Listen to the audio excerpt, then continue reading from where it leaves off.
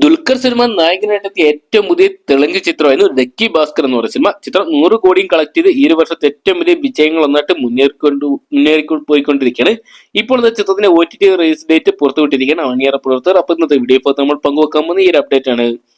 Video ആദ്യമായിട്ട് കാണുന്ന സുഹൃത്തുക്കളാണെങ്കിൽ പുതിയ സിനിമാ വിശേഷങ്ങൾക്ക് OTT അപ്ഡേറ്റ്സുകൾക്കായിട്ട് ഇപ്പോൾ തന്നെ ചാനൽ സബ്സ്ക്രൈബ് ചെയ്ത് നോക്കുക.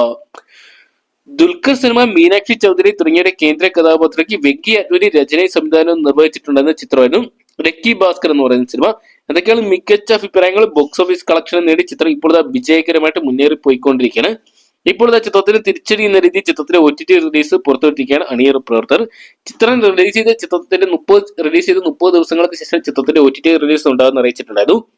ചിത്രം കഴിഞ്ഞ മാസം, അതായത് ഒക്ടോബർ മാസം 31 തീയതി ദീപാവലി റിലീസ് ആയിട്ടാണ് തിയേറ്ററുകളോട്ട് എത്തിയിട്ടുണ്ടെന്ന്.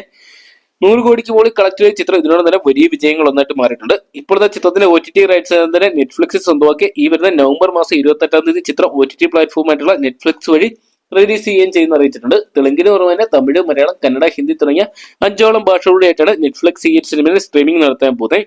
അപ്പം നമുക്ക് നവംബർ മാസം 28 തീയതി ചിത്രത്തിന്റെ OTT റിലീസിനായിട്ട് കാത്തിരിക്കാം. അപ്പൊ നിങ്ങൾ എത്ര പേരാണ് ദുൽഖർ സൽമാൻ നായകനായിട്ട് ലക്കി ഭാസ്കർ നെറ്റ്ഫ്ലിക്സ് വഴി കാണാൻ വേണ്ടി കാത്തിരിക്കുന്നത് കമന്റ് ബോക്സിൽ പങ്കുവെക്കുക. വീഡിയോ ഇഷ്ടപ്പെട്ടെങ്കിൽ ലൈക്ക് ചെയ്യാനും ഷെയർ ചെയ്യാനും ചാനൽ സബ്സ്ക്രൈബ് ചെയ്യാനും മറക്കണ്ട.